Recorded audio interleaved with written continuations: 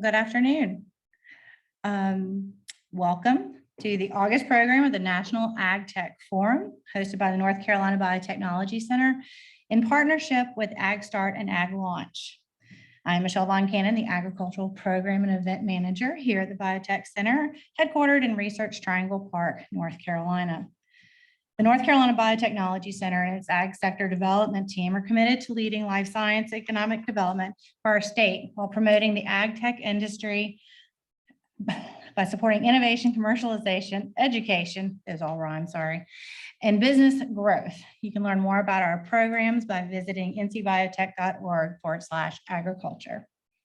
Before we get started, though, with today's program on ag cybersecurity, I would like to offer a few housekeeping notes.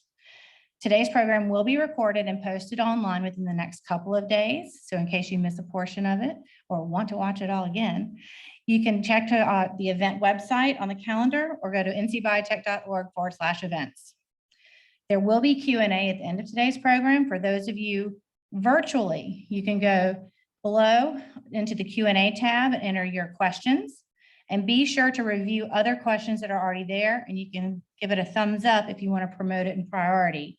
So it will be asked first. For those of you here in the audience, which we're very glad to have all of you in person. It's so nice to see faces. We have microphones over here in front of Roy, and we have one here. So during that Q&A portion, you can come up and ask your question. And if you're online, please reserve the chat tab for questions about technical difficulties, and please try not to directly message the panelists during the program. It can be a little distracting. So on that note, I want to thank our partners AgLaunch and AgStart, as well as our regional sponsors here in RTP, Hughes Pittman Gupton, Myers Beagle, and Smith Anderson. With that, I'm pleased to introduce Rod Wilson of HPG, who will introduce today's forum leaders. Rod?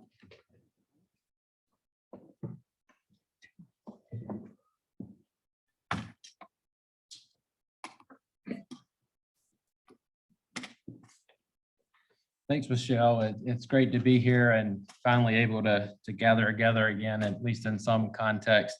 HPG has been our sponsor of these events for a number of years, and it's our pleasure to continue to be a part of this community. I'm Rod Wilson. I'm a partner with HPG. We're a locally owned and operated full service accounting firm in Raleigh, North Carolina, providing tax advisory and audit services. Lead our outsourced accounting division within the firm, and also am the industry leader for the ag tech industry, which is a subcomponent of our broader life sciences practice.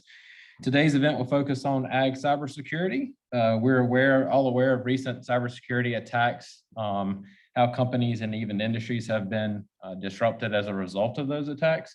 And today we're going to hear from a variety of experts about the cybersecurity issues and how those could impact our food chain. Our panel today will be moderated by Bill Danker.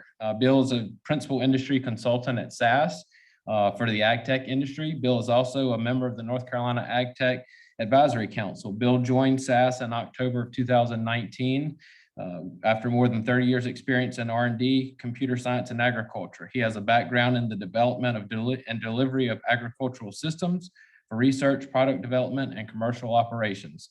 Bill has led global IT projects to bring innovative approaches to application development via agile project delivery and adoption of CI/CD practices.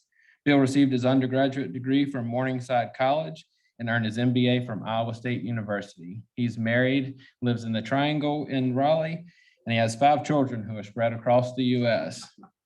Please join me in welcoming Bill Danker.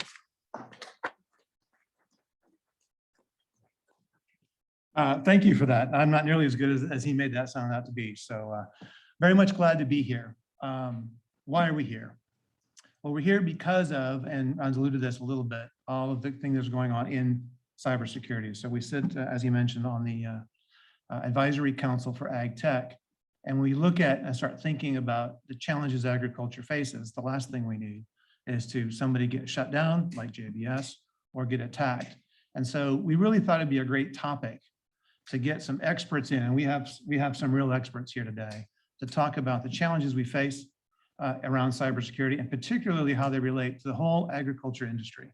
And I'm talking about early stage companies doing plant science research, whether that's Syngenta, BASF, Bayer, and the other one.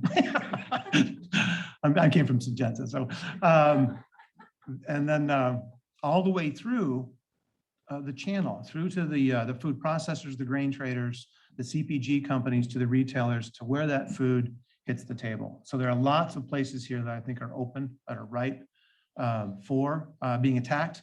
And what we wanted to do today was just talk about it today. So we've got a panel. I think it'll be lively, and I think we're going to try to make it a little bit fun.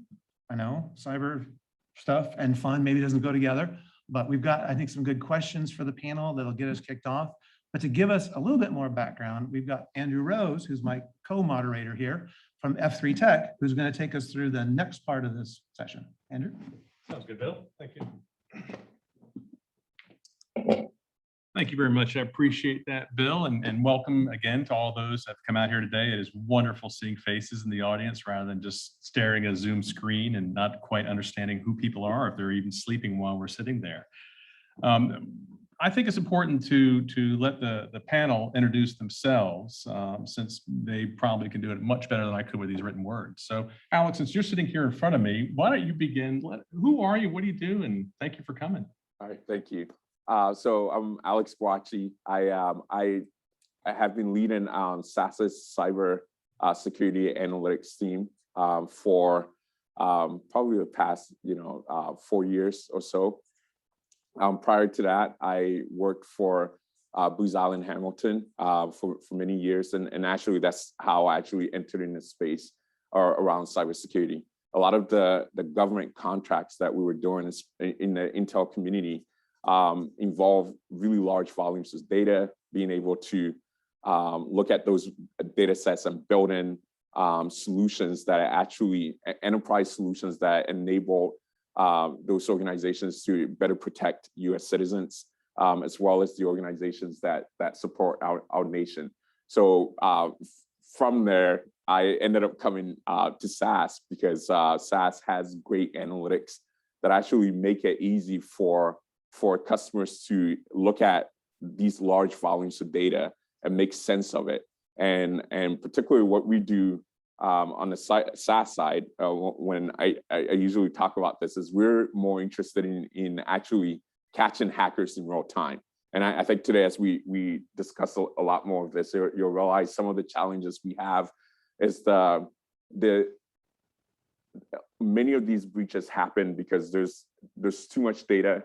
We don't have enough people to actually be able to do the forensics work to detect the hacks that are happening and also to address it. So what we look to do is to take analytics to actually shorten that time period for detecting these hackers in real time, and also enable organizations to quickly not only detect, but to understand what's happening on the network, and also make decisions around how they can remediate and mitigate and make sure that it doesn't happen in the future. So I'm glad to be here today. Thank you for inviting me. Well, thank you very much. And Blake has joined us remotely. Blake, why don't you let the folks know who you are and what it is that you do? Absolutely. Can you hear me okay on that end? We hear you. Fantastic. Hopefully you can see me too. Yeah, so I come at this maybe from a little different direction. I am a biologist and actually an entomologist by training, but I am a program manager in the Biological Technologies Office at DARPA. And over the last 5, almost 6 years now, I have funded quite a bit of agricultural innovation through my programs, Insect Allies, Advanced Plant Technologies, and a few more. And it's, one of those things where you start to realize that there are a lot of these vulnerabilities that exist in the movement of information. And a few things that, I've noticed over my time kind of in this space is that logistical systems are tenuous at times. Sometimes we have trouble in the best of situations getting materials to the right place on time.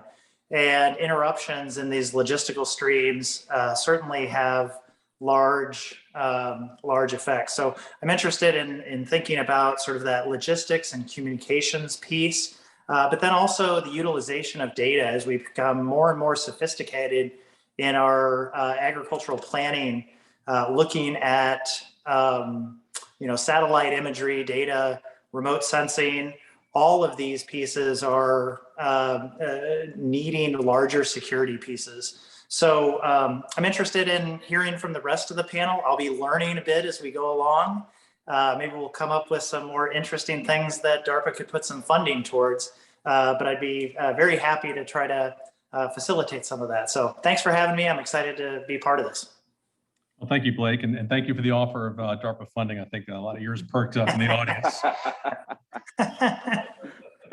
Andy, thank you again for joining us as well virtually. Who are you and who do you represent? Yeah, thanks for letting me join the esteemed panel. So again, Andy Kennedy with the Office of Food Policy and Response at the FDA. And I originally started at the FDA a couple years ago after working for 15 years on food traceability at Food Logic. So I co-founded Food Logic in 2006. So I've been working across the supply chain, thinking about food safety and food traceability. And interestingly, when we started Food Logic, one of the key aspects that we were looking at that time was food defense. So around 2006, 2007, there's a great deal of concern about intentional impact to the food supply chain. So really looking at cybersecurity, it kind of returns me to our original business plan of looking at food defense. At the FDA, I've been working on a couple different things. One is food traceability as part of the new Food Safety Modernization Act proposed food traceability rules. So I've been working on the policy side, developing basically the specs for critical tracking events and key data elements for enabling traceability of the food supply chain, and encouraging the food supply chain to digitize. So protecting that information and making sure it's secure and encouraging good practices for cybersecurity is really, that's part of the job too. So it's not just getting the data, it's keeping it safe. And then I co-lead tech-enabled traceability, which is part of the new era of food safety that Deputy Commissioner Giannis has been, he developed. And so AI and machine learning is all part of that. So it's critical to keep that information secure. The other aspect that I've been working on is our supply chain response to COVID. So, and that, that has changed the way, we as an agency have been thinking about the food supply chain. It's really a continuum, and we need to look at it as such, as opposed to strictly focusing on inspecting individual facilities. We need to think about it as a whole. So, I think COVID has really changed how we've looked at, the data in the food supply chain. And anyway, a lot of different things have kind of converged all at the same time around with, food security, food defense, food safety, food traceability, and now cybersecurity. Yeah, and just as a side note, COVID certainly opened up a lot of pathways for malicious actors to get into their VPNs from everyone working at home, and who knows how secure those home networks were. And we'll certainly cover that later. And Michael, thank you for joining us, and thank you for representing the company you represent. And I'll let you introduce yourself as well. Sure. So good afternoon. Hopefully the audio is okay. Perfect. Good. So I'm Michael Carpenter. I'm currently with BASF.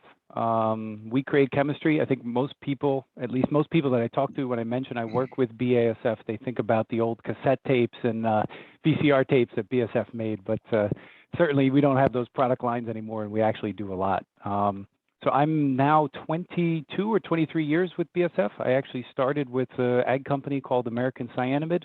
So for those that have maybe been in the ag area, this is a walk down memory lane, but BASF bought American Cyanamid back in 2000, and this started my journey with them. So From a career perspective, I've worked in many different topics, IT infrastructure, IT security, which is where I am now, supply chain logistics, change management, business continuity management, business release management with our ERP system. So I have to be honest, for me, cyber is very exciting, and this is something that I'm very passionate about and actually enjoy. This is a landscape that is changing constantly. So the threats of 5 years ago will be different than the threats of today, which will be different than the threats of 5 years from now. So I spend my day in the trenches. So I head up our cyber protect team. Previously, I headed up our threat intelligence team, also our automation security team, and our security consulting team internally. So a lot of experience in cyber, managing a lot of different areas, and I enjoy seeing what's new and learning what's new. And I think for most of the industry, and certainly the ag industry, also the chemical industry and many other sectors, it's ever changing. And cybersecurity is not something you can rest on your laurels. It's not something you invest a few million euros in and then you're done and you revisit it every 3 or 5 years. This is something you need to be continuously aware of, whether it's a cyber threat or a common cyber criminal or a state-sponsored organization that may be targeting intellectual property of your company. This is something that's ever changing. So for me, it's very exciting and just glad to be here. Well, thank you very much. And to set the stage, this is a vast landscape of terminology, of players in here, of targets. We're going to focus on the ones that are most relevant to agriculture and food, and also the ones that are most timely, those that we're seeing now with the predominant ways and means that they're getting into these organizations, the impacts they're having. Michael did touch a little bit on the future, and we will brush upon that as well. But for the most part, we're going to be talking about the here and now. When I first started getting into the cybersecurity and agriculture, it was a shock, or I shouldn't say a revelation, to some of the government agencies that food and agriculture is one of the 16 sectors of critical infrastructure in this country. Yet it's one that wasn't getting the attention that some of the others do, and maybe rightly so. I mean, everyone loves energy, everyone loves the internet. We want to make sure the Defense Department is kept as pristine as possible. But at the end of the day, people got to eat.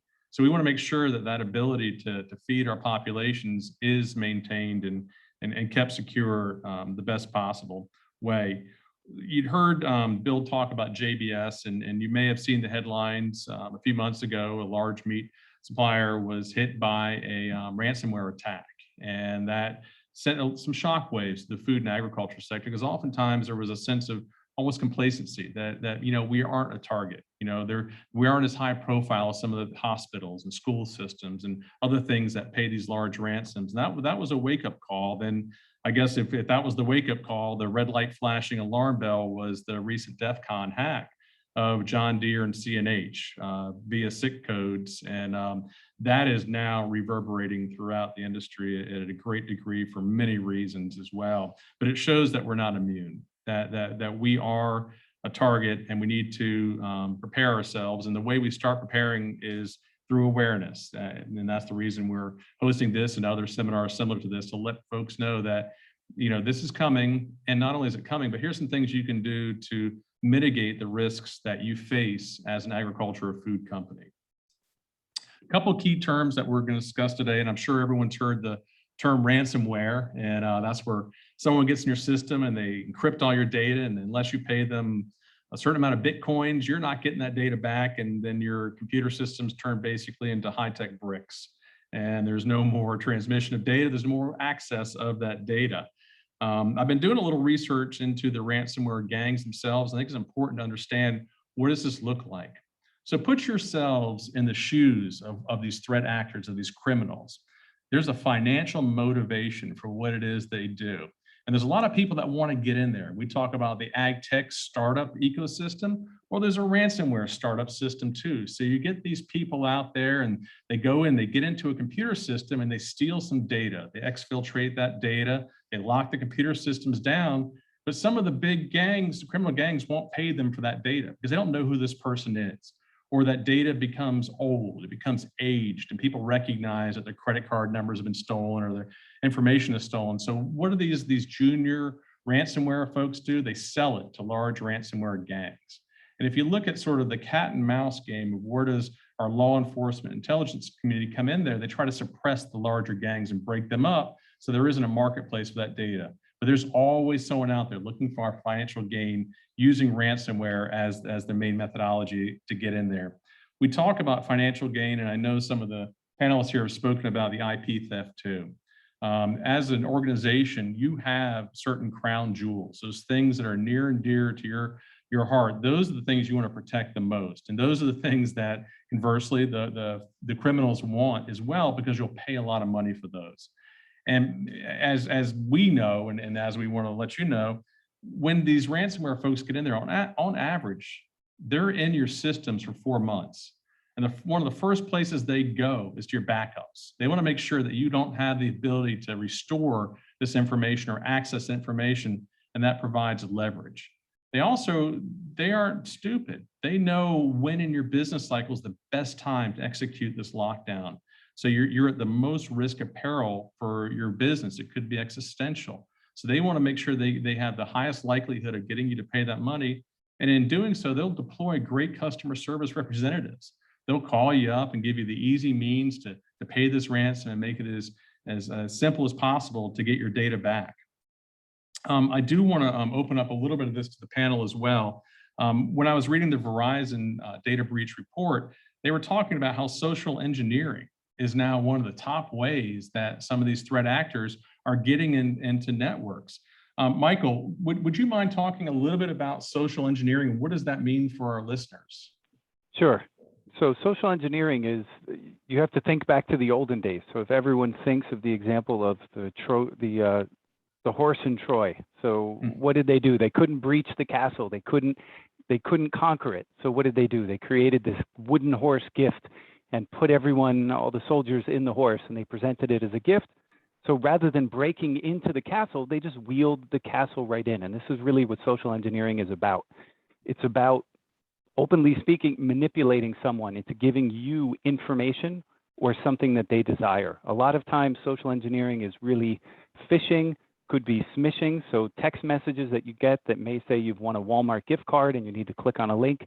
It could also be as simple as someone coming up to your front desk and claiming to be from a package delivery service and requesting access into your building, and then using that access to compromise your entire network by bypassing the entire perimeter. But social engineering has certainly evolved, and it's much easier now than it was in the past. So in the past, for social engineering, you had to rely on physical mail, or you had to be face-to-face with a person. Now with email, with Facebook, with LinkedIn, with social media, this is much easier. And this has become really one of the largest attack vectors that companies face, is to prevent this type of employee activity. Because at the end, if I don't need to break into your door, Andrew, I can convince you to open the door for me, I can just walk right in, and I've bypassed every protective measure you've put in place. And that's a good point too. And keep in mind, again, these aren't stupid criminals. They're going to use all the tools they have available to get into your systems. And a lot of this could be human engineering, but I suspect today we have human coupled with AI. So they're using computers to data mine all your social profiles. They know what soccer team you like. They know what restaurants you frequent. They can build those relationships with you utilizing some of those tools. And I suspect in the near future that these will be predominantly AI driven. The bots will be indistinguishable from the humans that you're interacting with, and you won't be the wiser. You think you've done a lot of things like multi-factor authentication. And Blake, would you mind talking, what is multi-factor authentication? So multi-factor authentication is making sure that you're authenticated from multiple sources. So not just a single password, but having additional means to secure that entry into a portal. And you know, I think there's some other challenges. I'm not sure if other people have run into the downside to some of these technologies that we're developing to be more secure. But one challenge that I think we have there is that we have these very secure systems, but they can be too complicated for people to use properly. And so we sidestep some of those multiple source secure systems to get into you know, whatever we need to do. One example of that is the system that we use within the Department of Defense that we've been trying to solve, which is where we're using Microsoft Teams. But Microsoft Teams has an authentication process that seems to be a bit arduous. And so instead you just log in as a guest, and then you realize that anyone could log in as a guest and say they're you. So we have these challenges where we have to make sure that we're utilizing systems that keep us secure without making them too difficult to use. That's good. And Andy, I know we talked some about the criminal gangs here. Who are some of the other people that are trying to get into these systems that you've seen or that you've read about? Yeah, so it's interesting. We see, reports come out from, where around the globe people are trying to access our systems. So it's all over the map, literally. So, you can't assume because you're not, you don't see it, that it's not happening. So I think that was one of the things I learned, in delving into this, is that the attacks come from countries you don't expect because hackers move around. So they, especially with COVID, they're not necessarily, the threat actors are not necessarily in their country of origin.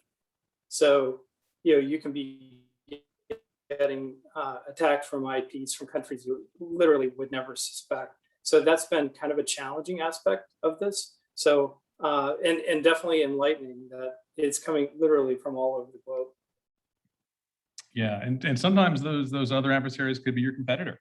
They just want to get in there and figure out what you're doing and steal that information and make it their own. And we certainly on stage have seen several examples of that we won't talk about publicly, but they do happen. Alex, would you talk about some of the vectors, some of the ways that an adversary can get into these networks? So I'll share a little bit of that, and then I'll talk about ransomware in particular. So over the years, what we've seen is a lot of the adversaries tend to use similar tactics, and in order to get into organizations. So one of them is what Andrew mentioned around social engineering, but there are other things, strategies that they use, and including malware, meaning they put some little bot somewhere on a worm on your computer where it provides information to them. But generally, the goal here is once they get access, is what else can they do? And so what we've been finding is a lot of times when they get access into an organization, they actually put in a whole bunch of different strategies inside the organization in order to make sure that if you find one thing and then you kick them out from that strategy, now they have 2, 3, 4, 20, however many other vectors that they can use to infiltrate your organization. And so in general, what we've been doing as a way to protect us is this whole cat and mouse game, right? Where basically they do something, we all find out what that strategy was, and then we go around and we update all our defenses, our firewalls, our routers, our computers, we change passwords, but then it still doesn't stop them, right? Because they've done the next thing. So the bigger thing here, and this is where my area of interest in this whole thing is around command and control. So basically, the goal with that is they establish a foothold in your organization, and then they establish a connection back to whoever sent that attack, and then now they can send whatever commands they want. And so this perspective there is, if that's how they're going to do things, we need systems that can actually provide visibility into how your network works, how your organization works, so that you can study the behavior of how you normally do things in your organization, so that the moment they get on your network, since they don't know how you work, right? That now you can see how they're moving. When they do something that's abnormal, you can flag it as an anomaly, and now you can start taking actions rather than waiting for them to do something before you move. And so the case of ransomware is a really interesting use case to actually study, because in reality, you don't know if you have ransomware until they actually take action, right? But what we do know is that the patterns and techniques they use actually is a combination of all these different strategies that get there. So more of what I see in the cyberspace right now is a lot of us are working together to try and figure out how do we not only detect the individual techniques they're using, but how do we combine all of that to give us better visibility into the activities that are happening on the network so that we can detect them in real time. But, and then also lastly is when we find techniques that they're using, they actually take those techniques and just modify a little bit because,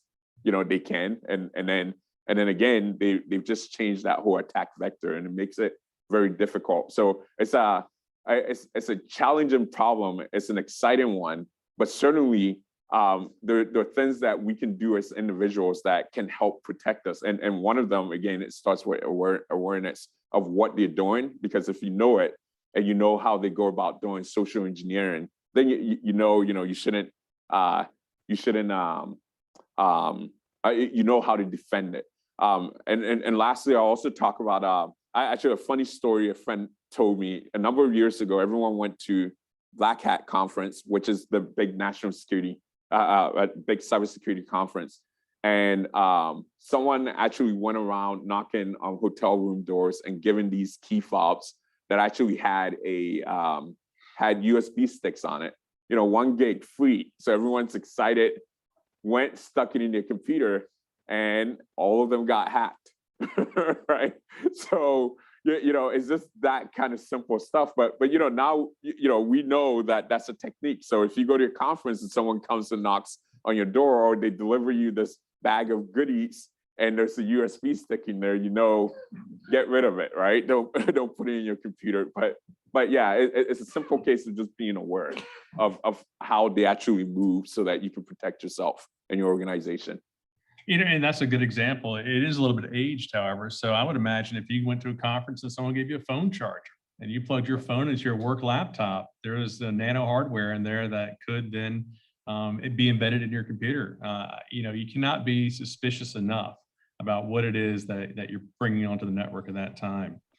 I'm going to end this piece before we go into the questions with 2 things. One, we talk about the future, and one of the areas I've been studying is the deep fakes. And when I talk to the FBI, this is something that terrifies them as well. We're getting very close to the point where a computer can watch you speak, pick up your mannerisms, as well as pick up any kind of images, and they can splice that together. And what it is that they can present is almost indistinguishable from a human being. And an article I read recently in Security Week is they've got 2 computers that are putting forgeries up, and the other computer tries to spot it. And when it gets to the point where the other computer can't spot that forgery, they know they have a valid deep fake. So when Blake was talking about multi-factor authentication, a part of that is you have to call somebody to say, is this really a wire transfer that you've authorized? And that person on there and says, yes, thank you for calling, and go ahead and execute on that wire transfer. That's near shore. So, the level of suspiciousness that you have about any transaction is you need to be hyper aware, almost to the point of paranoia. And that really echoes what Alex says, is looking for those trends. Is this anomalous? Is this something that you would expect or not expect? And if it's not, dig a little bit more. And then resources. Our law enforcement community would love to have everything reported. We talked about JBS, the DEF CON hacks. There are many, many, many more that don't become public. The law enforcement community would love to establish trends. If they start seeing certain sectors and methodologies being used, they want to be out there to document and hopefully get ahead of that. And there's a website called ic3.gov. And it's a great place where they all go to gather that information. And Michelle's going to put some links up as well in the chat, I assume, before too long. And if not, these will be made available to everyone after this is over as well. So with that, Bill, let's have some Q&A. Okay, all right, let's go. As you might guess, we've got some questions prepped up. We're going to kick it off with what I consider to be a fun question. I've got 2 big screen smart TVs in my house, and I got into that discussion with my wife. You need to turn off those microphones, and you got to put some tape over those cameras. Is that really a big threat? That's my question, gang. To you, the panel. We see them, so obviously we've got some access to the cameras. I would question back to you, Bill. How much do you value your privacy? To be very transparent, you know, anything that's internet connected is within an attack vector of a threat actor. So if you've got it sitting on your home network, you've got your home network connected to the internet, it's fair game for threat actors. You know, companies, I don't know, I'm sure everyone has seen in the news back, I think it was in April, one of the companies that provides CCTVs and CCTV cameras and camera software was hacked. And what ended up happening, I think 22 or 23 Tesla cameras were made available for public viewing, and the threat actor was able to capture video. So it's honestly a little naive to think that we wouldn't be victim to the same thing at home. Now, am I manufacturing Tesla cars in my house? I hope not. But, you know, for me, the privacy is very important. That's one of the first things I do is I go in and turn off functions of devices like a refrigerator or a microwave that's web enabled and make sure that it's secure and make sure that I'm not now going to become a victim, because the threat actor could use your TV potentially and use that as a jump off into the rest of your network. So your TV might then attack your refrigerator, and your refrigerator might attack your home computer, and next thing you know, you're compromised. Somehow I hear a movie premise in here somewhere, but maybe. Well, you know, that raises a good point. I think it was several years ago, there was a picture of Mark Zuckerberg from Facebook was captured, and he had a Post-it note over his camera. And a lot of people scoffed at that. They said, oh, there's no way that could possibly happen. But as Michael demonstrates here, everything is an attack vector. Again, the level of suspiciousness can never be too high. Now, here's a question I'll pose to the panel as well. Let's say I'm a small agribusiness and I've got a Wi-Fi network, and Verizon sold me this router, but I've never changed the password. Should I be worried? I don't really have anyone around me, and it runs all the time, and it's certainly a conduit for a lot of information on the farm. I'll take that one. Thank you, Alex. One of the interesting things with ISPs, and also we have some data to show that oftentimes the employees that work for ISPs tend to be at times behind some hacks as well, right? Because it's easy for them. It's easy for them to take that information and sell that data to threat actors online, and they can make some good money off of it. And oftentimes they're not with their company long enough for them to, if something was to happen, for you to have that traceability back to them. And so my big recommendation that I always tell everyone is, as soon as you get a router, as just a general rule, change the password as a basic thing. Do the due diligence on your side. Changing the password doesn't mean they can't hack it, but it certainly makes it much more difficult. And so, you know, the goal there is, let me make it difficult. So, and you know, instead of them trying to hack your computer, maybe they'll look at someone else's network because it's easier to get on it. But just, excuse me, just like as a regular thing, if someone works on your network, just change the password and make sure they can't get back on. No, that's a fantastic point there. I think, again, a little bit of follow on to this, but I think about farmers in particular. They live out in, for the most part, rural areas. They don't have the level of internet accessibility that the rest of us do. Aren't they just literally safer out there? I mean, what makes them a target just because they're out in the country? They don't have high bandwidth. Why would criminals go after them? To be honest, if I can answer this, it's the internet. The internet doesn't care if you're sitting in a building in Mumbai or you're sitting on a small farm somewhere. It's all about what they can do. So if they can compromise your device or your home system, you could then become part of the next attack inadvertently. Mm-hmm. So they can compromise your home PC and use your home PC through either a VPN or a remote access connection and use your PC to attack someone else. And then to your question, it doesn't really matter where you're located. You're connected to the World Wide Web. The World Wide Web is not regional. It doesn't matter if you're in a city of 50 million or in a city of 10. You become part of the surface, and you're just as likely to be attacked as anyone else. Yeah. And I think I'm sorry. Go ahead. Blake. Oh, I was just going to say, in fact, I think you may be even more vulnerable to attack because of that feeling of you live out in the middle of nowhere. Nobody's going to utilize that portal to get in when, that's simply not true. And I think over time, we found that out that, not just in cybersecurity, but other security scenarios, the route of easiest access is where the bad guys get in. And so, yeah, it's definitely a concern out in rural America. And I do want to touch on, I'm sorry, I was jumping in front of you there too. Go ahead, Andy. Yeah, I was going to say, what we saw with the SIC code hack is that farm equipment and farm data, the more connected farm equipment is, and 5G connectivity and all the equipment on the farm that's now connected to the internet, that's pretty vulnerable. And if your network isn't segmented properly, so you have your critical farm equipment, your business software all running on the same network as your home network potentially, or your sales and support staff network, if you don't segment that out, someone takes a laptop on the road, they get hacked or invaded on a Wi-Fi. They bring that back to your farm operation, impacts your packing shed, impacts your farm equipment, all your business data. So you really have to think about that and segmenting your network and putting the security controls. Farms are used to biosecurity. That's been around forever. So the way you have to think about it is the biosecurity you put on your farm when there's a threat out there like FMD or other threats. How would you behave if there's a biological or a physical threat to your farm? That's the way you have to think about cybersecurity. That's a fantastic point.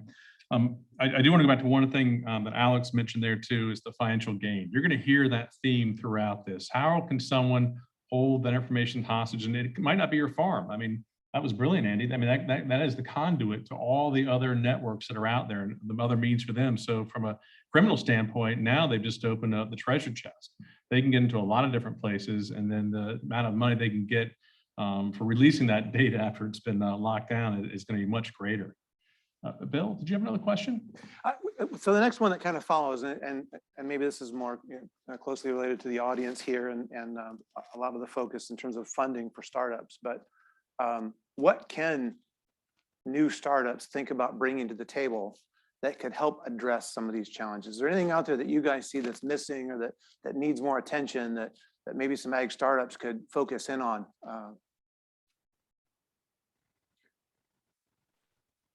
I mean, maybe I can start, and then Andy and Blake and Alex can jump in. For me, it's really about the basics. I think Alex touched on it before. You get a home router. First thing you do is you go in and you reconfigure it. You remove the admin password. You change the simple things.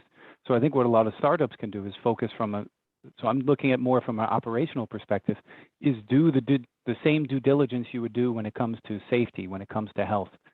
Follow the basics, secure your perimeter, secure your devices, understand what your attack surface is, understand what you have and address it from that way. Because a lot of cyber criminals will go for the easiest point. So they go for the weakest link because they don't need to necessarily crack the vault. They just need to get into the building through whatever means necessary. And once they're in the building, back to what Alex had mentioned with C2 servers, once they've got this persistent connection, they can take their time over the 30, 40 days that they're in your network and start compromising your systems and doing lateral movement and getting what they need before you even know they're there.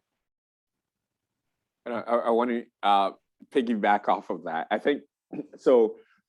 In general, when we are speaking about how you secure your organization, we talk about it from three perspectives, right? One of them is visibility.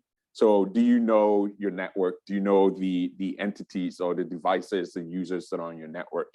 There's the second is detection and monitoring. So if something was to happen that's outside of the norm, so an anomaly, can you detect that? So if a hacker got on your network and they were moving around and during the lateral movements, like Andy said, would you know that they're actually there or not? And then the last one is remediation and mitigation, meaning once you detect them, do you know or do you actually understand how they're doing it? And then once you have identified that, do you know what to do to actually stop it, right? And so where this is important for new startups is because you don't have the big things for where established organizations, oftentimes where you have to go and actually clean up all the mess in order to even gain visibility. You're starting from scratch. So you have a lot of opportunity here to actually do things the right way, like Andy said, right? To make sure that you have all the right defenses, the security defenses in place, segmenting your network in a proper way, and also making sure that you can build, and not just on the network side, also get the right team together that will help you protect your network. So do you have a security team that's first off, a good networking team? Second, getting in place a good security team that actually understands your attack vectors, and also will put in place a way for you to measure your security posture. How secure are you? Where are your areas of vulnerability? What are the things that you need to do in order to protect your valuable assets and your IP and all of that? So having someone that will kind of help you through that process so that you can do it the first time, do it right, and understand what you're going to do and what your costs will be to improve that in the future. There needs to be a strategy around that. Just as you're as serious about building your business and pursuing everything, if you start that from scratch, it will actually save you a lot of money in the future. And just to add to what you said, Alex, there's a lot of free resources out there. So the CISA posts a lot of bulletins. They post a lot of information. There's the NIST framework. I think Michelle, we're going to post some links about that in the chat as well. But there's a lot of free information that's available via NIST, via the U.S. government, to help and support startups and small businesses and medium enterprises to maintain security, because certainly the government recognizes how critical the sectors are, and of course agriculture being one of the sectors, chemical being the others, and oil, gas, pipeline, et cetera, et cetera. But there's a lot of free resources out there that give a good starting point. So exactly your point, Alex, you're not fixing the mess that's been there for 30 years. You're starting from scratch, and you really have an opportunity to build it the correct way. Yeah, and this is, Andy, if I was a startup now, I'd be reaching out to CISA to evaluate my own systems, because a lot of startups, security is kind of the last thing that they focus on. It's, maintaining the business model, getting funding, developing the tools, and, they're part of the supply chain of software. So it's important to have your own ducks in a row. So, and CISA's got some great tools about where they can evaluate your network and help you, determine if you have any vulnerabilities. So definitely, and there's a great YouTube video that kind of walks you through ransomware best practices for business leaders. It was just it was a webinar on the 21st. So CISA and the FBI kind of walk you through the services that are available, which is really, really helpful. So definitely encourage startups to reach out to them, because you can fortify your own software, your own systems. And I want to piggyback a little bit on something that's been mentioned here a couple of times, and that's the best practices piece. I know we have a risk management professional here in the audience, and a lot of people think, well, I'll just pay the insurance premium, and then I don't have to worry about anything. Take my hands off the wheel, and if something happens, they'll pay the ransom, they'll take care of everything. And kind of what we're discovering now is that sort of thought process is very similar to long-term insurance. When that first came on the market, everyone jumped on that bandwagon and got it cheap. And you can't get cheap long-term insurance right now. And I guarantee you're not gonna be able to get cheap cyber insurance in the future unless you're following those best practices that we've outlined here today. So for all those that are both here in the audience and listening online, I would encourage you to look at the chat, go to those resources, and make sure you implement those, because there might be a false sense of security if you think you're carrying that premium for the risk management portion of whatever could happen. That might not be, the airbag might not go off if you hit the telephone pole. Michelle, do we have questions from the audience? Okay, yeah. Yes, Paul.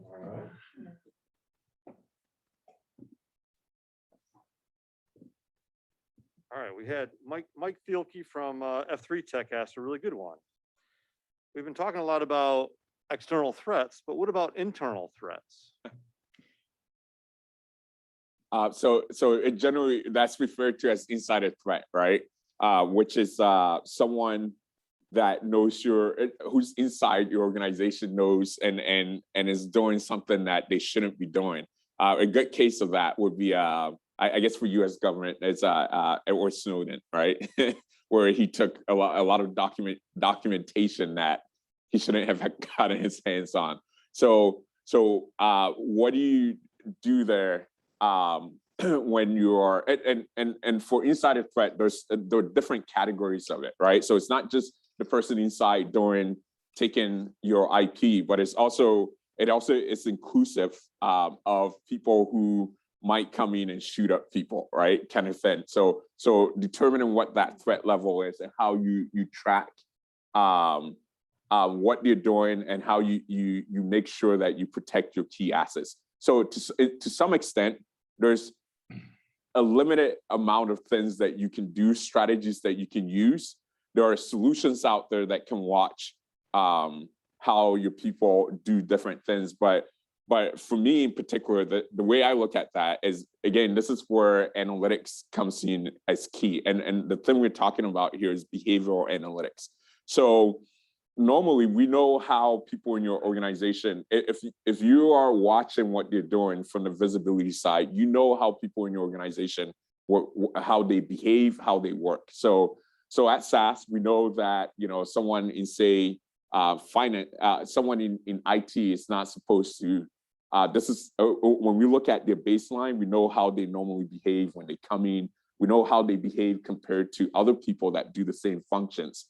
And we know that they're not supposed to have access to the finance system, the payroll system that everyone uses. So all of a sudden, if they start connecting to that, that's an anomaly that we should flag, right? And then that becomes a baseline for us to look at how they're behaving. And so the way I look at that is, there's the technology part where we're looking at the behavior, and then there's also the human component part, right?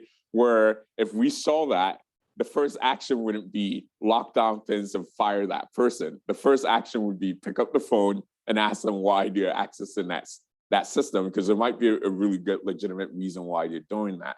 So my advice when we talk about this with insider threat is, the people who work for you, the people you're working with, you know what might be going on. And the moment you hear that something's going on in your lives, or you observe something's not normal, that should be you should take action and make sure they're fine. Another key thing is, if someone turns in their resignation, they're giving you 2 weeks. That to me is a flag that says perhaps you should observe much more carefully, especially if they have access to IP or key systems in your organization, that you should monitor them and see what they're doing. It's not the best answer, but this is insider threat is an area where there's a lot of study, and now it's a frontier that we're all exploring in better ways to actually monitor people and mitigate. But overall, the systems that monitor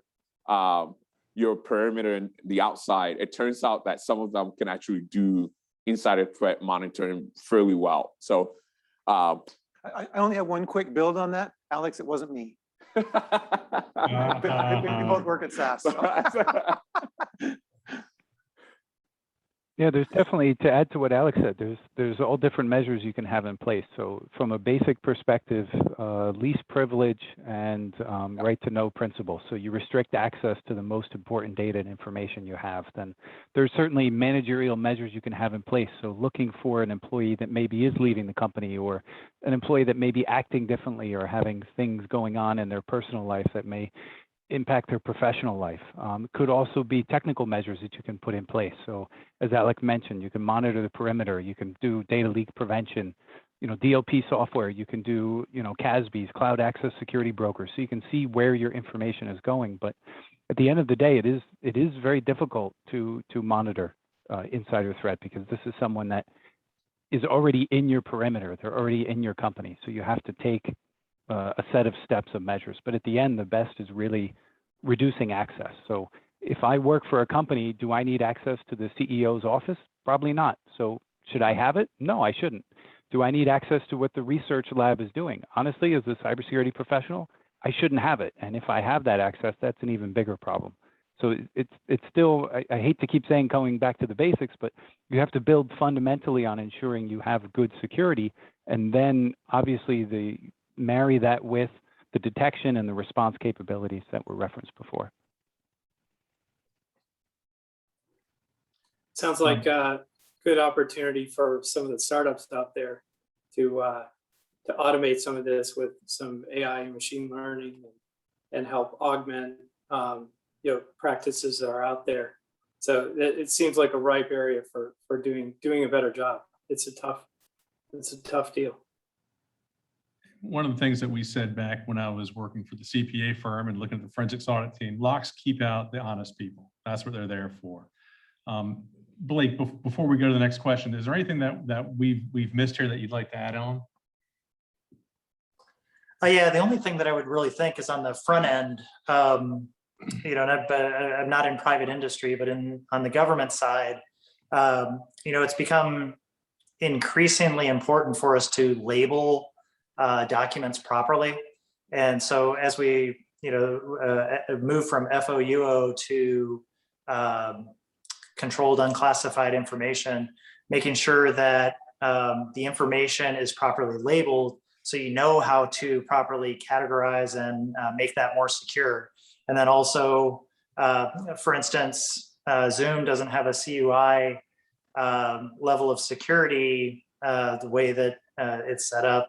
The rest of the panel knows better how that works. But that's one of the reasons that we look at some of these other video conferencing software packages, because we can label things properly, but then also use the correct systems to communicate that information. So I think that goes back to the basics, as has already been said, but make sure we're labeling properly.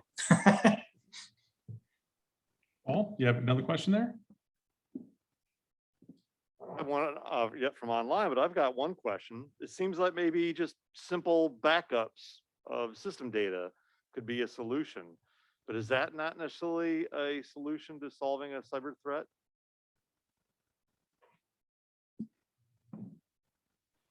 So I guess I can jump in on this one. I mean, having a backup is going to help you in the case of availability. So when it comes to cybersecurity, they really talk about the CIA triad, which is confidentiality, integrity, and availability. So a backup will help you in case of an availability. If a system goes down, if you have a ransomware and you need to restore your systems, this backup is great to have, but having a backup doesn't protect your information.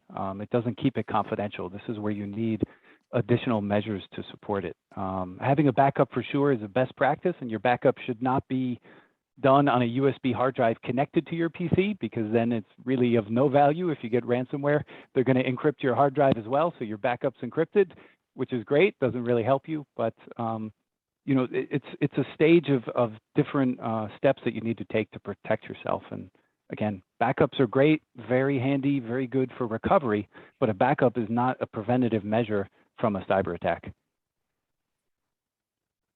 And definitely keep your backup offline and not on the same network.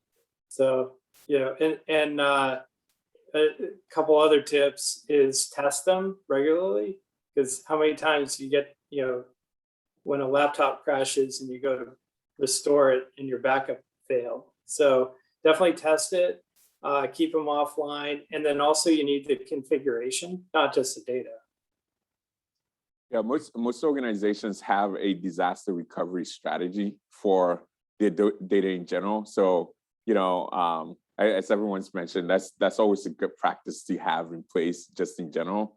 But, I think there's more of the better strategy is to prioritize how you actually protect that data in the first place, right? And so there are strategies out there. Things like using secure enclaves, meaning you put firewalls around various aspects of your network, or the key systems on your network. You put different segmentations to it. So and just to confuse someone when they get on the networks, because they don't know where your key assets are. So the different strategies that you can use on the networking side that can make it a little bit more difficult for them to actually reach those systems, and also will protect some of the things that you have in place. I think if there's like some of the things that you'll see from NIST as far as like strategies for networking, if you put some of those in place, they tend to serve as good deterrents from people actually being able to get access to your systems, right? And then on top of that, if you have a disaster recovery strategy, great, right? In case something happens, but it's a multiple approach thing rather than just a single way to say, I just do this one thing and I should be fine. And I do want to piggyback on that as well. We've gone over a lot of best practices. So there's lists out there, there's boxes you can check, but what happens when the actual event goes down? There's emotions involved, there's a sense of urgency, there's panic. There might be someone from the press with a microphone and a camera wanting to speak to somebody. I'm a huge proponent of tabletop exercises. At my last employer, that was one of the first things I did when I got there, was we ran a simulated insider attack and brought all hands on deck. And they said, well, we have that paperwork already done in case this occurs. Well, that's great, but let's get some muscle memory behind that. Let's just make sure that those plans are valid today, that there aren't any gaps or blind spots in that continuum. We can address them in a safe environment, in a tabletop exercise, rather than waiting for the warning bells to go off. Paul. I've got actually another question, but I also want to thank the people online who are asking. That's great. So I'm doing my best to help field any that are questions are put in the Q&A box. I also let our in-person audience know if you need, come on up, grab a microphone. There's also one over here by Roy. So based off one of the answers one of the panelists just gave about using Zoom and maybe why it's not so secure. So Mike Elder posed a question. He says, we are not allowed to initiate Zoom meetings, but they can join one. So why is that? Is that a security issue?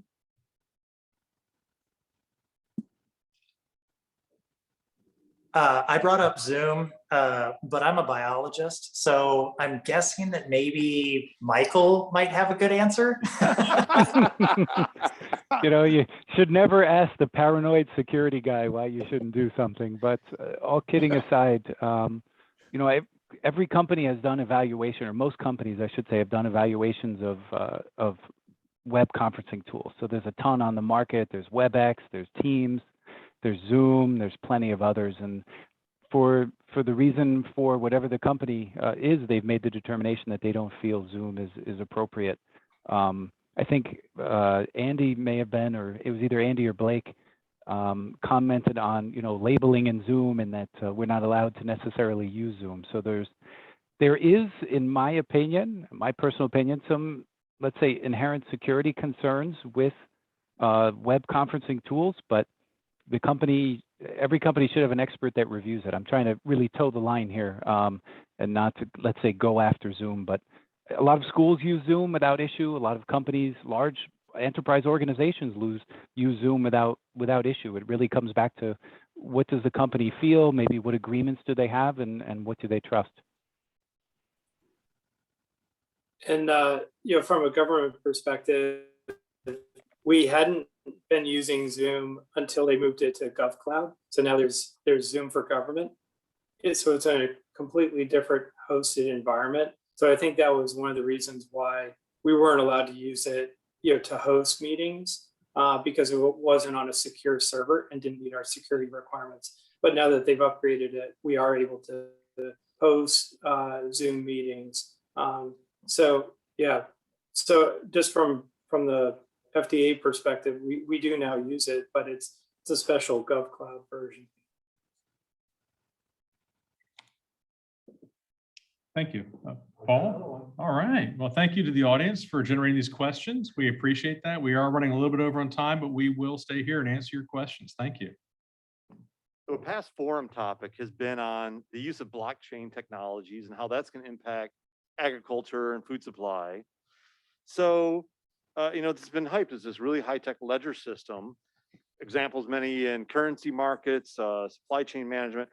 Does blockchain have unique cybersecurity threats, or is that actually a tool that helps protect certain data streams? I see Michael smiling already. Yeah, it's the answer is yes to both. So there are certain threats inherent with blockchain technology. So it does offer a bit, again, depending on what you use. If you think of cryptocurrency, you know, there's a reason threat actors always try to use Bitcoin because it is a bit more decentralized, let's say less traceable. But from a company perspective, it gives you the ability to handle information in a secure way. But it isn't point and click simple. It isn't as simple as launching Microsoft Word and creating a document. You need to really understand how to use and leverage blockchain technology for, as an example, communication purposes. I can't go too much more into it. I have to be honest. I own cryptocurrency. That's about as far into blockchain as I get. Well, I'll piggyback off of that. So from an engineering perspective, because that's what I do. I think it's a technology that has a lot of promise, but we haven't figured out what to do fully with it yet, right? So meaning crypto is one application of the blockchain technology and how it's used, right? I think probably in the next 5 to 10 years, we'll start seeing different companies' solutions coming out that apply to different things, and the use of that technology to either secure data or to make sure to see if we can build some cybersecurity defense strategy that will help. But as far as I know, there aren't too many of those solutions out there. But certainly, you know, companies like SAS and others, we're thinking through that, right? What can we do with how can we take blockchain and apply it to different use cases, you know, in order to solve customer needs? And so I think it's a good question. I think that what exists in the market now is just not there yet. And it's not an easy as, you know, it's as simple as if you got it. It's just, you know, install this solution and then all of a sudden your network and your data is secure. You have to, you know, get someone that will help you to do that. But I think, and if I can build on that, Alex, thinking about the implementation of blockchain, and Andrew and I were talking about this earlier, I think agriculture in general, because of the breadth of the supply chain, all the way from the early plant science work, animal science work, all the way to the table. But the one we were talking about was carbon sequestration. And there's a lot of talk now in the industry about farmers being able to take certain practices and then they get carbon credits for sequestering that into their field. Well, okay, how are you tracking that? I'm an honest guy. If I had a farm, yeah, I'd go use my farm and get some carbon credits. But the way the market is set up today, I could do that with 4 different companies. So now I really bypassed the challenge there. And I'm not helping global warming if I'm claiming 4 different credits on it. So nailing down some of that, I think agriculture in general it sits in a position to leverage a lot of the technology that's coming to address some of those challenges. And I'm going to bring up something here too. And this is kind of one of those elephant in the room conversations that I've been having with a lot of people, both in law enforcement and the business community. As we said, most of these attacks are financially oriented. People pay the Bitcoin, they get their data back, but they pay the Bitcoin. And from a law enforcement standpoint, that just, in their mind, that encourages more theft and more of that going on. But from a business standpoint, it's a line item. I would rather pay the $4.23 million or whatever IBM said the normal payout is to get my $100 million company back online. It's a cost of doing business. And I'm sure that our panel here has some thoughts about that as well. Michael, do you want to share with us what your opinion is, not BAS's opinion? Yeah, as mentioned before, I'm a paranoid guy, but you know, when it comes to Bitcoin and let's say ransomware and payments, I mean, it's definitely evolved, I should say. So in the past, Bitcoin and ransomware was more of an availability issue. So they would lock your machine and ask you to pay money to unlock it. Now it's kind of a double extortion. So normally most threat actors now are exfiltrating data before they lock the system. So they will steal your data, steal everything they can, and then they will ransom your system. So not only do you need to pay to get the decryption key to unlock all of your systems, you have to then pay them again to keep the data that they've stolen so they don't leak it. So for me, it's evolving. It's, as I mentioned before, it's ever changing, is really exciting. But when it comes to insurance, the reason ransomware has gotten so popular is because insurance companies are paying it. It's easy money. As you mentioned, really, it's a line item. I have cyber insurance. I call my insurance. They pay the threat actor. I get the key. I unlock my environment, and I go on my way. Well, this is much easier for the threat actors financially because insurance companies will pay it. This is part of their business. They pay it. I'm not trying to threaten you anymore. I'm not trying to shake you down for money. I'm not sending, I'm from New York, so, I'm not sending Anthony to go to your house and shake you down. I'm just going to ask you, you need to pay me or I'm going to leak your data. You call your insurance company, I get payment, and have a nice day. So threat actors have realized this is very profitable for them, so it's becoming more and more popular. And just one more statement on that, insurance companies actually are becoming very wise to this. So a lot of, there's actually an insurance company, I think in Europe somewhere, that is now will no longer sell ransomware insurance. They'll sell cyber insurance, but they're not going to pay for ransom. They're just not going to do it. And certainly the government is looking at legislation around paying of ransomware. Companies may need to, in the future, report to the U.S. government that they've paid ransom. So the landscape is definitely changing. I think too that, and I think, Michael, you mentioned this earlier, the ransomware guys and gals, they plan it for a certain time to go hit you. And it doesn't take long for your financial guy that you're working with in your company says, hey, if we're not back online, we're going to lose this much money. And if I've got to pay a tenth of that to get back online, that's a quick business decision. And another nuance to that as well, when we talk about the exfiltration of data on the dark web, and these are places where the criminals go to exchange credit card information and what have you. I've heard of a trend where companies or these criminals will say, hey, I've hacked into this company here before this becomes public, short that stock and you can make some money.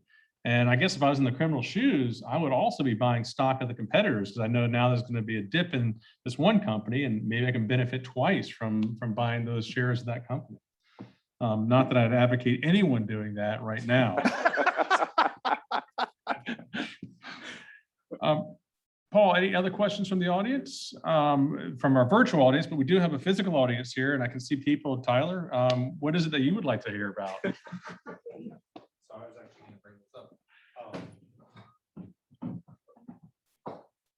Speaking of AgTech startups, Tyler. Ideas over here. So I was up at the Grand Farm Cultivate conference about 2 weeks ago, and we were up in Fargo, North Dakota, talking about exactly this of what does cybersecurity for ag look like. And it was mostly a conference geared toward farmers.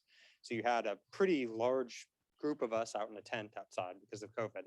And a lot of the farmers were kind of nodding along, eating sandwiches because it was after lunch. And one of the speakers said, well, hold up, because I don't think a lot of you are getting that this actually affects you. It's not just the Syngentas and the Cortivas of the world.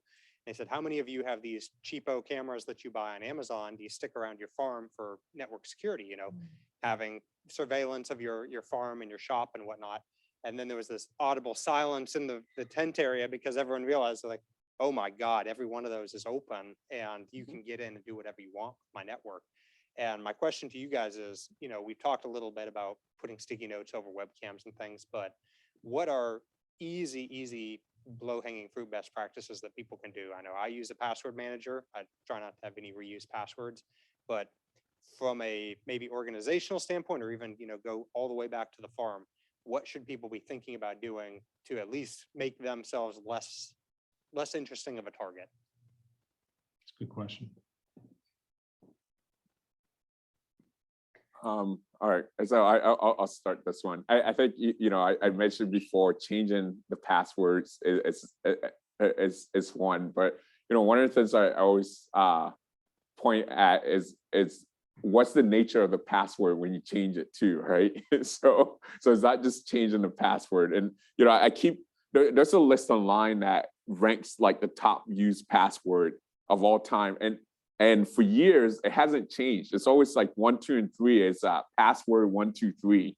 It's password 1, 2, 3, God, just basic things that everyone can figure out. So it's not just about changing the password. It's what do you use for that, right? So to your point, right, you could get an application that would just generate a random one, and then you can use that to memorize. You can use passphrases. I found that a lot of people I've talked to actually has been really helpful to do that, because from a statistic side, if you calculate the permutations, the longer your password is with the number of symbols, words, and use of phrases, it makes it actually much harder. It's not that it can't be cracked, it's just, you're just putting in barriers to make it really hard.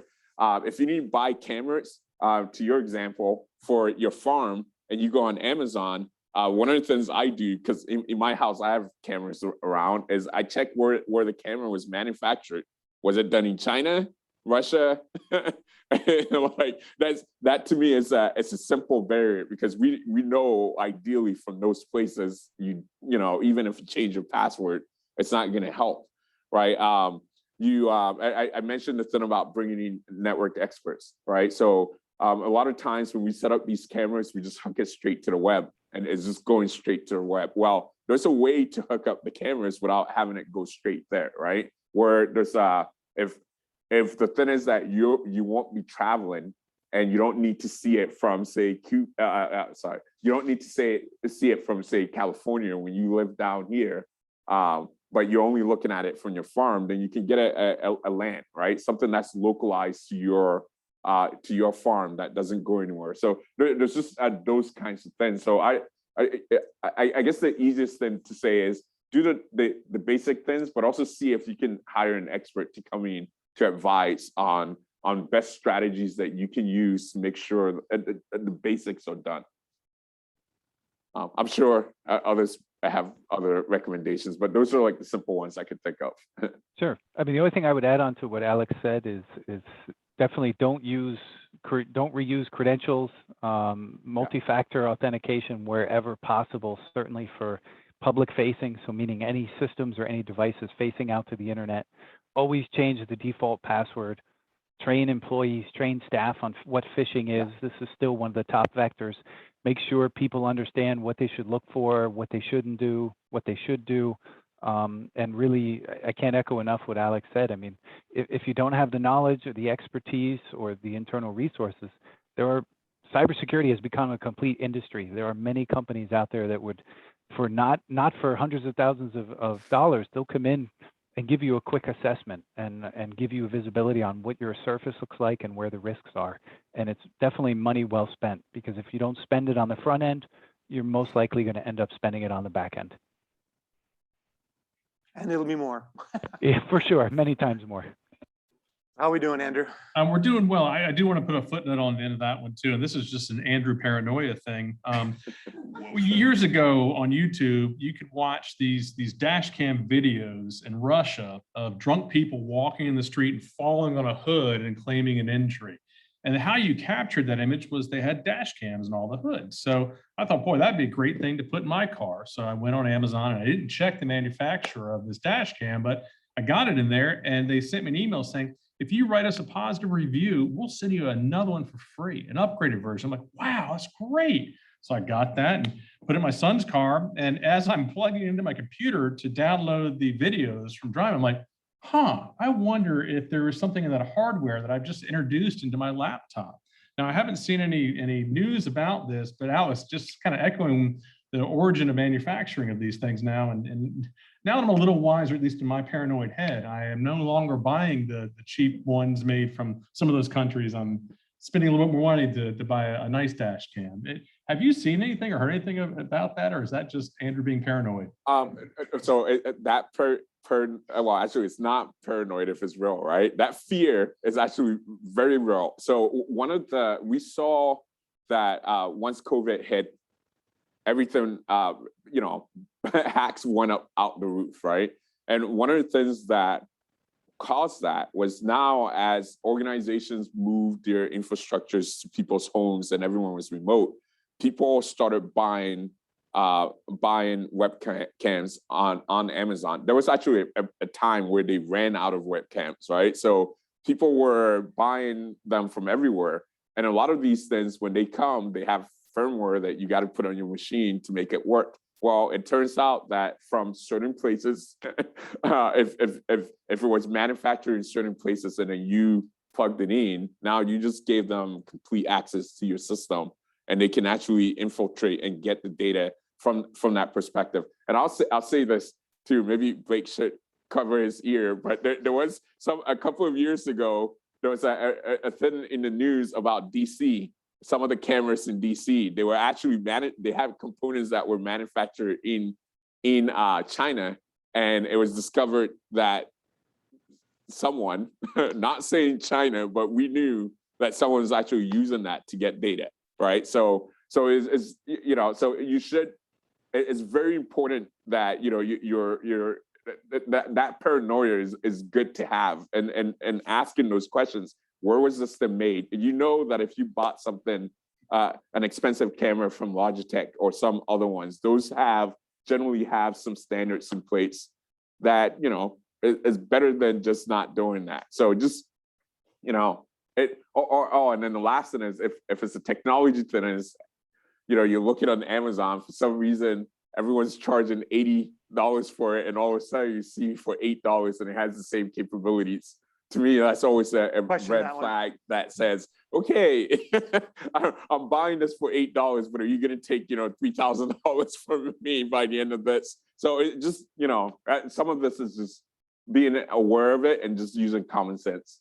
And something before we wrap it up here, something Bill and I were talking about prior to the event beginning here. Sometimes, for those of you who've read Stephen King books in your youth, you invite the vampire into your house. You click on that end user licensing agreement without reading the legalese, and you've just given free legal rights to some of these actors to come in there, exfiltrate your data, do whatever they want with it, or sell it to a third party. And you've given them that permission. You've given them that legal coverage to do so. Michelle has reminded me that after this is over, we are going to post the resources. So feel free to click on those. And let's keep this conversation going. We are all accessible. We'd love to hear from you. We'd love to answer your questions, interact with you. Maybe you can even share with us some of those stories that aren't public, and we might keep them secret as well. But with that, I actually have a question. Michelle, go ahead. As the consumer, forgive me for not standing. As a consumer, and yes, not the cyber expert, I'm just curious how this affects food production, in that, do I have to worry about formulas being changed and things getting hacked into? We hear about other countries hacking or coming in and tainting our water supply. Do we have to worry about any of this cyber attacks affecting our food production? Like I said, this is coming as a consumer. So. Andy? Yeah. So, clearly, JBS, they ran into a problem, in terms of protecting the food supply chain. It's a pretty big and diverse, group of people. So it's not like a very consolidated kind of industry where you have a single point of failure. So that is kind of blessing and a curse. So I think threat actors could potentially impact some firms in some aspects, but writ large, probably not a significant threat. But that being said, if you're a food company and you don't pay attention to it, it could be a significant event in the company's life. So definitely encourage you to get on the CISA site, download the free tools for evaluating your system, and really pay attention to the guidance from that. And the other thing, I guess, from a consumer standpoint, is if you see a QR code and you're not quite sure where it's from, don't scan it, because they can they can bake whatever URL they want into that, and it could take you to someplace you don't expect and download something to your phone. So just be careful with QR codes. Yeah, and I think I can add to that as we sort of look at the threat landscape, it's ever evolving. And so, a lot of focus and a lot of the answers so far have been on, ransom situations, stealing and financially stealing money. But yeah, I think that with the rise in non-state actors that contribute to these types of events, I think that the threat landscape is going to evolve. And so, one thing that I know we think about at DARPA is, what are those new pieces that are going to be coming out, and how do we stay ahead of it? And how do we stay ahead? And actually, the agency was founded on the premise that we want to stay ahead of technological surprise. And I think this falls definitely squarely into that space. And so, I think a lot of times as a consumer, you tend to be the last to know. I know where I'm a consumer, it seems like I'm the last to know about things. And so, I think being aware is an important piece, making sure that you're keeping up with, what some of these threats might be as it changes from traditional to some of these more forward-leaning threats that we're seeing. So, I think awareness, and I never even thought about the QR code thing. So, crap, every restaurant you go to now. That's what I was thinking. That's true. All the menus now. Oh, goodness. Well, we want to thank everybody for coming and attending today. We really appreciate you guys coming in, and those of you that braved COVID to be here. Thanks for coming, and very appreciative of our panelists. I can't express enough thanks for all of you joining us today and helping us with this. It's a very serious topic, and this is how we get the word out. And I really want to thank Bill and Andrew, who really took this on. We literally came to them with the topic, and this was their brainchild. They built this out. They made this so fun and helped bring together this amazing group of experts in the area. So really thank you all. And I want to thank all of you for, like he said, for coming out. And for those of you virtually, this is the Ag Sector Development Team's first hybrid event. So thank you for bearing with us. Sean, our AV guru here, has been amazing and so patient with us. So I really appreciate all of you. I wanted to mention a couple of upcoming events. Our next forum will be on September 15th, and that will be hosted by Ag Launch. It will be fully virtual. The next hybrid, hopefully, will be in November. So we'll get you more information about that. Also on September 13th and 14th, we will be having the Ag Innovation Showcase. It is now all virtual. That is a LARDA event. We are also, NCBiotech is helping to host that. And we look forward to having it here in person in Raleigh in 2022. You can find out more information about that on agshowcase.com. And then the Women in Agribusiness Summit. It is the 10th anniversary of their summit this year. It is still going to be hybrid. And God willing, I will be traveling to Minneapolis for that, September 21st to 23rd. There is still availability. So you can learn more about that at womeninag.com. And as everybody mentioned, there are resources that were mentioned in today's program, and we will be listing those on the event page in the morning. So please do check, and we will have the video posted as soon as possible. Zoom is, we'll just be waiting on them to send that over to us. And I wanted to also mention that Alex will be handing out USB drives for all of you that are here in person afterwards. So find him afterwards. Of course. We'll send you all the virtual ones too. All right. I'm kidding. All right. For you all here in person, let's go have a reception. Thank you all, everybody. Thank you.